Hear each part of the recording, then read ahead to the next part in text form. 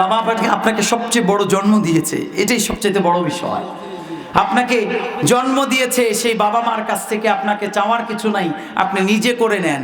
সাহাবীরা আব্দুর রহমান ইবনে আউফ রাদিয়াল্লাহু তাআলা আনহু তিনি যখন অবাক করা কথা শুনেছেন, তিনিও বললেন আমার সম্পদের দরকার নাই, বরং আমাকে বাজার দেখিয়ে দাও, আমি একা উপার্জন করে খুশি করব কাকে? তাহলে সব কিছুর মূলে মালে আমাদের খুশি করতে হবে কাকে? এজন্য রব্বুল আলামিন বলেন, قل إن صلاتي ونسكي ومحياي ومماتي لله رب العالمين। জোরে বলুন আল্লাহু আকবার।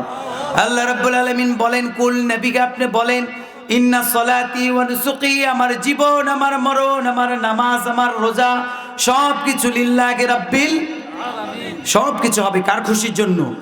আল্লাহ তাআলার খুশির জন্য। প্রিয় ভাইরা, আমাদের ইবাদত হতে হবে একজনের খুশির জন্য। আওয়াজ করে বলুন, তিনি কে? আল্লাহ। আজকে দেখা যায় আমরা নামাজ পড়ি মানুষকে দেখানোর জন্য।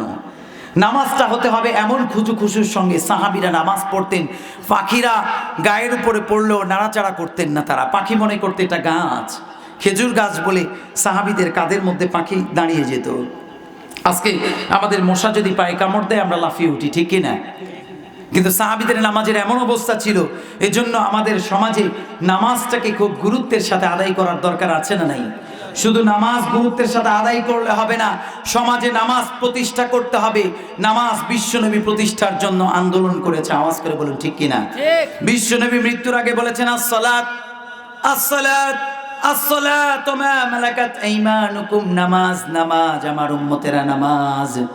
আর তোমাদের অধীনস্থ যত চাকর রয়েছে, যত গোলাম রয়েছে, তাদের মাথার ঘাম পায়ে পড়ার আগে তাদের পয়সা দিয়ে দাও, বলেছেন মুহাম্মদ সাল্লাল্লাহু। বিশ্বনবী বলেছেন তাদেরকে তোমরা দিয়ে দাও।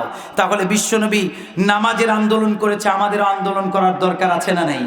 আমাদের সমাজে যেন নামাজ কায়েম হয়ে যায়। আওয়াজ করে বলুন ঠিক কিনা? সালাত কায়েম করো, সালাত কায়েম করো, হবে সম্মানী তুমি, হবে জান্নাতি তুমি, দেবে কাল হাসরে শীতল ছায়া আর সে আজিম, রব্বিয়াল আলা রব্বিয়াল আজিম। পড়েন রব্বিয়াল আলা রব্বিয়াল আজিম, সুবহানাল্লাহ বলেন। প্রিয় ভাইয়েরা, আমাদের সমাজে নামাজকে যেন আল্লাহ তাআলা প্রতিষ্ঠিত করে দেয়, আমরা যেন সবাই 5 ওয়াক্ত নামাজ মসজিদে পড়তে পারি। পড়েন আমিন। সাহাবীরা নামাজ পড়তেন এমন ভাবে, বিশ্বনবী বলেছেন যখন কোনো মানুষ নামাজ গুরুত্বের সাথে পড়বে তখন সে অশ্লীলতা, ইন্নাস সালাতা তানহা আনিল ফাহশাই ওয়াল মুনকার, নিশ্চয়ই নামাজ মানুষকে অশ্লীলতা, বেহায়াপনা থেকে বাঁচিয়ে দেয়। তাহলে আপনি নামাজ পড়ার পরও সুদ খান, ঘুষ খান। সমাজের মধ্যে দেখা যায় মানুষরা একজন আরেকজনকে সুদি কারবারে লেনদেনে ব্যস্ত আছে, কিন্তু নামাজও পড়ে। তাহলে বলেন আল্লাহর ওয়াদা মিথ্যে নাকি? আল্লাহর ওয়াদা মিথ্যে? আল্লাহ বলছেন না, আমার ওয়াদা মিথ্যে নয়, সামথিং ইজ রং, তুমি ভুল করছো। কারণ নামাজ যেভাবে হওয়ার দরকার সেভাবে হয় নাই, ঠিক কি না? নামাজ সেভাবে হয় নাই। একটি গল্প বলি আমি মাঝে মাঝেই, যে খ্রিস্টান এক ব্যক্তি অমুসলিম নামাজের দৃশ্য দেখে, এক ভাইয়ের নামাজের দৃশ্য দেখে, কাবা ঘরের দৃশ্য দেখে সে মুসলমান হয়েছে। বলেন সুবহানাল্লাহ। এক খ্রিস্টানকে নিয়ে যাওয়া হলো, তার পরিচয় গোপন করে মসজিদে হারামাইন শরীফের পাশে। তাকে নিয়ে গিয়ে 2 পাক্কা রয়্যাল টাওয়ার 120 তলা আব্দুল আজিজের গেটের পাশেই, এই 120 তলার মধ্যে তাকে নিয়ে গিয়ে অবস্থান করা হলো 80 তলায়। ওই 80 তলায় নিয়ে গিয়ে তাকে দেখতে থাকা হলো, যে সে দেখতে শুরু করলো যে মক্কাতুল মুকাররমার নামাজ কিভাবে হয়। যখন মাগরিবের সালাতের আজান দিয়েছে, আজান শেষ, মক্কাতুল মুকাররমায় মুয়াজ্জিনরা যখন ইকামত দেয় সবাই কিন্তু গোলাকার হয়ে মিলিটারির মতো দাঁড়াতে থাকে।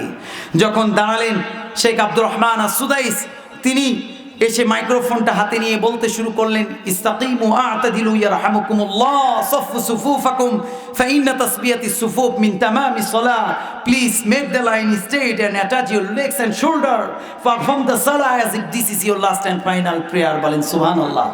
কাতার সোজা করো, কাঁধে কাঁধ লাগাও, পায়ে পা লাগাও, মনে রাখবা এটাই তোমার জীবনের শেষ নামাজ। বলেছেন কে? আল্লাহ তাআলা বলছেন এটাই তোমার জীবনের শেষ নামাজ হতে পারে, গুরুত্বের সাথে নামাজ পড়ো। যখন দেখছেন যুবক 80 তলার উপর থেকে যে সবাই একসঙ্গে দাঁড়িয়েছে, কিছুক্ষণ পরে ইমাম সাহেব সূরা ফাতিহা সূরা মিলানোর পরে রুকুতে, কোথায়? রুকুতে। এই দৃশ্য খ্রিস্টান কখনো পৃথিবীতে আগে দেখে নাই। খ্রিস্টান দেখে সবাই একসঙ্গে রুকুতে, মেনটেনিং দ্য ড্রেস কোড, সবার সাদা পোশাক, দা গোয়িং টু রুকু, দে আর পারফর্মিং দ্য সুজুদ, একই সঙ্গে রুকু করে এবং সেজদা করে। এই দৃশ্য দেখে খ্রিস্টান অবাক। খ্রিস্টান কাঁদতে শুরু করেছে, started to vibrate, started to cry. খ্রিস্টান যখন কাঁদতে শুরু করেছে, মুসলিম বন্ধু বলে, বন্ধু রে তুই কাঁদিস কেন, তুই কাঁপিস কেন? যখন এই কথা বললেন, খ্রিস্টান বলে আমি আর আমার ধর্মে থাকতে চাই না। এই ধর্মের নাম কি বল? বন্ধু বলে এটা মুসলিম, এটা ইসলাম ধর্ম। বলে আমাকে এই মুহূর্তে কালেমা পড়া। বন্ধু বললেন যাও এই মুহূর্তে পরিষ্কার হয়ে আসো, মেক এন অ্যাবলিউশন, যাও গোসল করে আসো। সেই গোসল করে আসলো। তার বন্ধু বলে আমার হাতে হাত রাখো, কাবার দিকে তাকিয়ে পড়তে শুরু করে দাও, লা ইলাহা ইল্লাল্লাহু মুহাম্মাদুর রাসূলুল্লাহ সাল্লাল্লাহু আলাইহি ওয়াসাল্লাম। প্রিয় ভাইরা, কালেমা পড়ে মুসলমান হয়েছে, বলেন সুবহানাল্লাহ।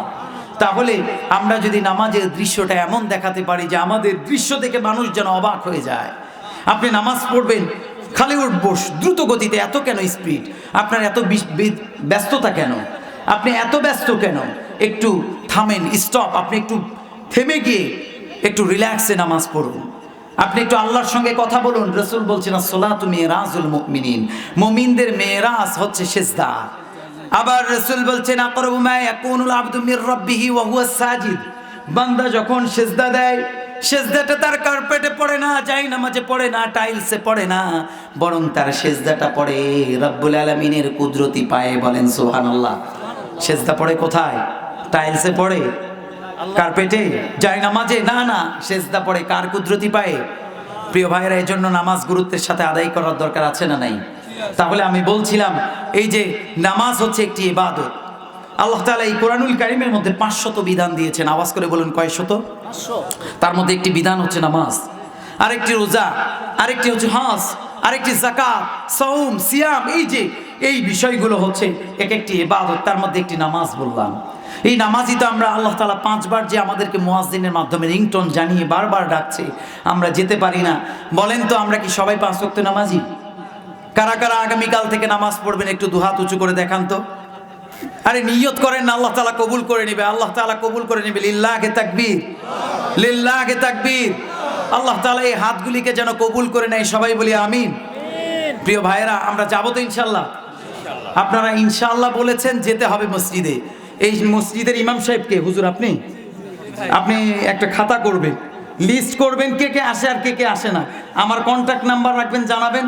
আগামী বছর না হোক, পরের বছর হোক, তার পরের বছর হোক, আমি আসলে জানবো যে আমার এই ভাই শুধু নামাজ পড়ে না, আরও ভাই আছে।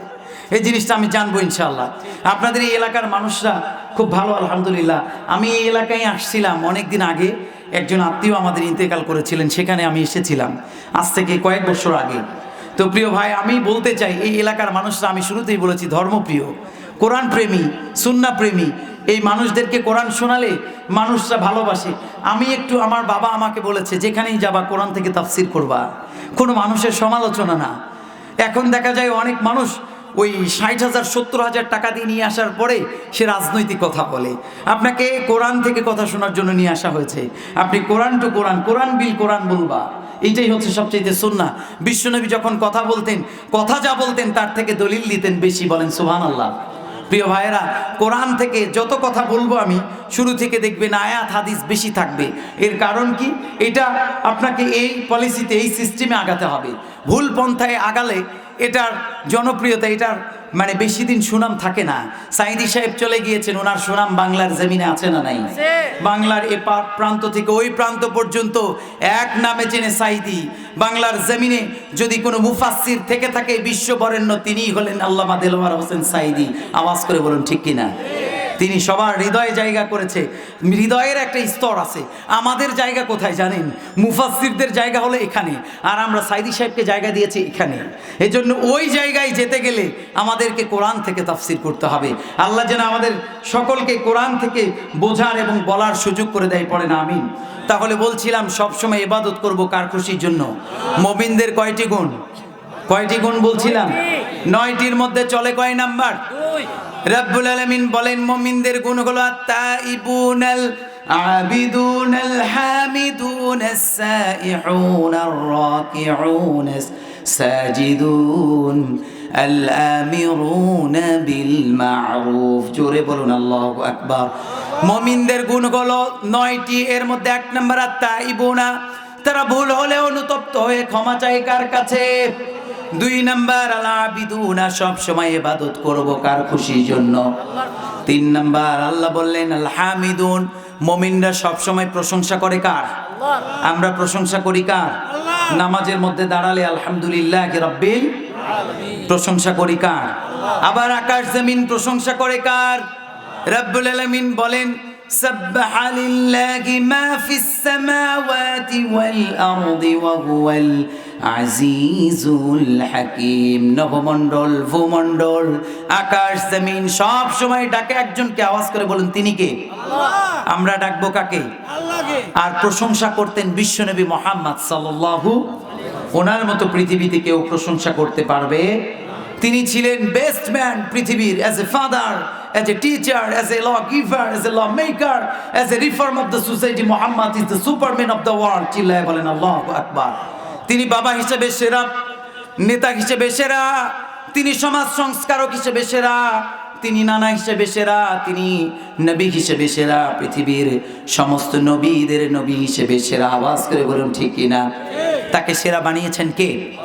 আল্লাহ তাআলা তাকে সেরা বানিয়েছেন। এই জন্য আল্লাহ বলছেন ওমা আরসালনাকা ইল্লা রাহমাতাল লিল আলামিন, I have dignified the status of the sons of Adam.